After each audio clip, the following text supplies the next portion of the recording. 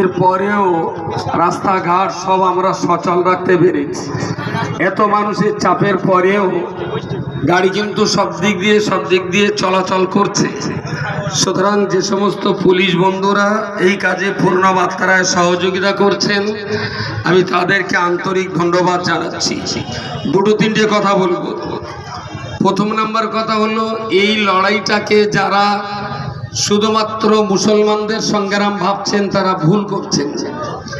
এই লড়াই শুধুমাত্র মুসলমানদের ওয়াকফ সম্পত্তি বাঁচানোর লড়াই নয়। এই লড়াই হলো দেশ বাঁচাবার লড়াই, এই লড়াই হলো সংবিধান বাঁচানোর লড়াই, এই লড়াই হলো দেশপ্রেমিক মানুষদের বাঁচার লড়াই, এই লড়াই হলো দেশের শান্তি সম্প্রীতি আর সৌহার্দ্য বাঁচিয়ে রাখার লড়াই। আমাদের এই দেশ গত 10-12 বছর ধরে আমরা দেখছি বারবার দ্বিজাতি তত্ত্বের ভিত্তিতে ভাগ করা হচ্ছে, হিন্দু মুসলিম, হিন্দু মুসলিম, হিন্দু মুসলিম। আমি অত্যন্ত করুণ সুরে আমার প্রতিবেশী হিন্দু ভাইদেরকে বিনয়ের সঙ্গে বুঝতে অনুরোধ করছি, যারা প্রশাসনে আছেন বা সাধারণ জনগণ, সকল হিন্দু ভাইদের উদ্দেশ্যে আমি বিনয়ের সঙ্গে বলছি, যদি আমাদের ভুল হয় আপনারা সংশোধন করুন। রাজ্যে দেশ জুড়ে যত ওয়াকফ সম্পত্তি আছে, এই সম্পত্তির উপরে যেমন মসজিদ আছে, ওয়াকফের সম্পত্তির উপরে তেমনই হিন্দু ভাইদের মন্দিরও আছে। অল্প 2-4টে পরিবার বসবাস করতেন, বহুদিনের শখ একটা মন্দির করবেন, জায়গা ছিল না। মুসলমানের কাছে এসে বললেন, কাকা একটু মন্দিরের জায়গা হবে? বললেন, আমারই ওয়াকফ সম্পত্তিতে 10 বিঘা জায়গা পড়ে আছে, ওখানে 5 কাঠা জায়গায় তুমি একটা মন্দির করো। এই ওয়াকফ সম্পত্তিতে মুসলমানদের সহানুভূতিতে অনেক অনেক অনেক মন্দির কিন্তু তৈরি হয়ে আজও সেই সব মন্দিরে হিন্দু ভাইদের পূজা অর্চনা চলছে। নাম্বার 2, এই ওয়াকফের জায়গায় যেমন মাদ্রাসা আছে, ঠিক তেমন করি এই ওয়াকফের জায়গায় অসংখ্য হসপিটাল তৈরি হয়েছে। একটা হসপিটাল স্যাংশন হয়েছে, দেশের এলাকার কেউ জায়গা দেওয়ার জন্য রাজি হচ্ছেন না। খুঁজে খুঁজে দেখা গেল ওয়াকফ প্রপার্টি একটা জায়গা পড়ে আছে। মতাল্লি সাহেবকে বলা হলো, তিনি বললেন, হ্যাঁ, এলাকার জনগণের যদি কল্যাণ হয়, মানুষের যদি উপকার হয়, তাহলে হসপিটালের জন্য আমার ওয়াকফের এই জায়গা আমি দিতে রাজি আছি। ওয়াকফ প্রপার্টিতে হসপিটাল তৈরি হলো। স্কুলে গ্রামে হাই স্কুল স্যাংশন হলো, জায়গা পাওয়া যাচ্ছে না, কোথায় হবে? অসংখ্য ওয়াকফ প্রপার্টির উপরে গভর্নমেন্টের হাই স্কুল প্রতিষ্ঠিত হয়েছে। গ্রামে আইসিডিএস স্যাংশন হয়েছে, জায়গা দেওয়ার কেউ হচ্ছে না। অসংখ্য ওয়াকফ প্রপার্টির উপরে আইসিডিএস এর স্কুল চলছে। এলাকার অনেক গরিব দুস্থ মুসলিম, আপনার হিন্দু, দলিত, আদিবাসী মতুয়া শ্রেণীর মানুষ যারা বাংলাদেশ থেকে দেশে এসেছেন, তাদের থাকার জায়গা ছিল না, বসার জায়গা ছিল না। ঠিক আমাদের মুসলমান মুতল্লি যারা ছিল, ওই সমস্ত জমি হারা, বস্তু হারা অসংখ্য গরিব হিন্দু পরিবার মুসলমানদের ওয়াকফ সম্পত্তির উপরে তারাও বসবাস করছে। সুতরাং ওয়াকফের এই সম্পত্তির নতুন আইন, যেটা বিল পাস হয়েছে, আইনে পরিণত হয়েছে, গেজেটেড হয়ে গেছে। এরপরেও যদি এই আইনকে আমরা বদল করতে না পারি, কেন্দ্রীয় সরকারকে যদি আমরা দেশ ছাড়া করতে না পারি, তাহলে এই আইনের কারণে শুধু মুসলমানের মসজিদ ডুববে না, এই আইনের কারণে হিন্দুর মন্দিরও ডুববে। এই আইনের কারণে শুধু মুসলমানের মাদ্রাসা যাবে না, হাজার হাজার হিন্দু ভাই বোনদের পড়া স্কুল কিন্তু সর্বনাশ হবে। এই আইনে শুধু মুসলমান সর্বহারা হবে না, লক্ষ লক্ষ দলিত, আদিবাসী, মতুয়া শ্রেণীর গরিব মানুষ তারাও কিন্তু ভিটে হারা হবে। এটা হিন্দু ভাইদেরকে বুঝতে হবে, এটা আমাদের প্রতিবেশী হিন্দুদেরকে বুঝতে হবে। শুধু রাম মন্দিরের জন্য অন্ধ হলে হবে না। আপনি কি জানেন, একটা রাম মন্দির তৈরি করার জন্য 450 বিভিন্ন হিন্দুদের বিভিন্ন মন্দিরকে ভাঙা হয়েছিল। আমি হিন্দু ভাইদেরকে ভাবতে অনুরোধ করছি, এই সরকারটা আপনাদের সরকার নয়, এটা হলো ব্রিটিশদের দ্বারা সরকার। এই কথাটা হিন্দু ভাইরা কেন বুঝতে চাইবেন না?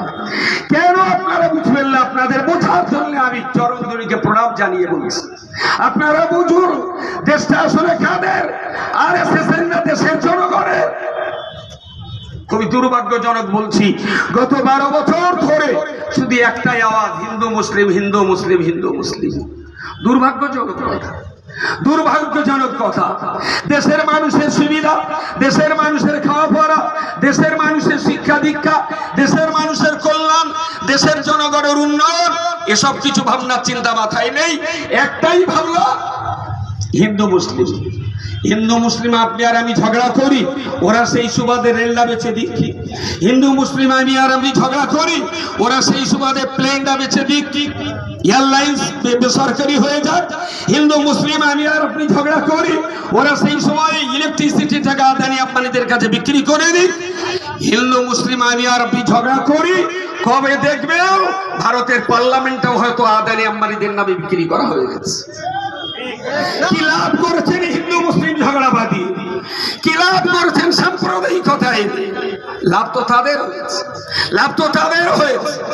আমি এলাকার মুসলিম জনগণের কাছে অত্যন্ত বিনয়ের সঙ্গে বলছি, এই আন্দোলন একদিনের আন্দোলন নয়, এটা দীর্ঘদিনের আন্দোলন, এটা 1 সপ্তাহ 1 মাসের আন্দোলন নয়। আমি আজ এখানে দাঁড়িয়ে বলছি, ওয়াকফের এই আইন কালা কানুন বন্ধ যদি না হয়, এটা 1 সপ্তাহ 1 বছর 2 বছর মরণ পর্যন্ত আমরা এই পথে ছিলাম, আছি এবং থাকবো ইনশাআল্লাহ। মনে রাখবেন, এটা দেশটাকে রক্ষা করার লড়াই, এটা ভারতকে বাঁচাবার লড়াই, এটা দেশের সম্প্রীতির লড়াই, এটা বাবা সাহেব ডক্টর বি.আর. আম্বেদকরের সংবিধানকে বাঁচাবার লড়াই। সুতরাং এই লড়াই যত শান্তশিষ্ট হবে, তত দীর্ঘমেয়াদী হবে।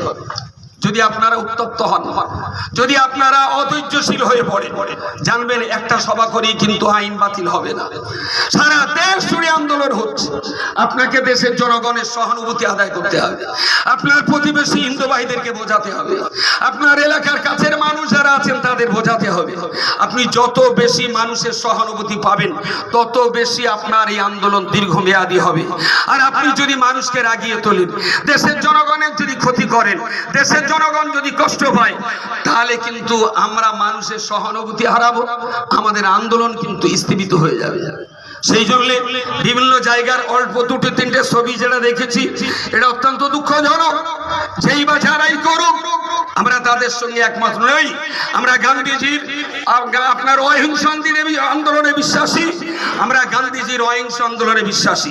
সুতরাং যেভাবে আপনারা মুভমেন্ট করছেন দীর্ঘদিন, আজকে এখানে দেখছেন এই হাজার হাজার মানুষের জমাবেশ, আলহামদুলিল্লাহ রাস্তা এখনো সচল রয়েছে। আমি বলছি রাস্তা খালি রাখুন। যদি এতে না হয়, আমরা একদিন এই রকম রাস্তার ধারে ধর্ণা মঞ্চ তৈরি করে আমরা আন্দোলন চালিয়ে যাব। হয় ওয়াকফের আইন বাতিল করব, না হলে ধর্ণা মঞ্চে আমাদের মৃত্যু হবে। এই ছাড়া আমাদের দ্বিতীয় কোনো রাস্তা খোলা নেই। সুতরাং আজকের এই সভা যারা আয়োজন করেছেন, আমার অন্তরের অন্তঃস্থল থেকে আমি তাদেরকে সাধুবাদ জানাচ্ছি। বারবার বলছি, আন্দোলনটা শুধু মুসলমানদের ভাবলে ভুল হবে।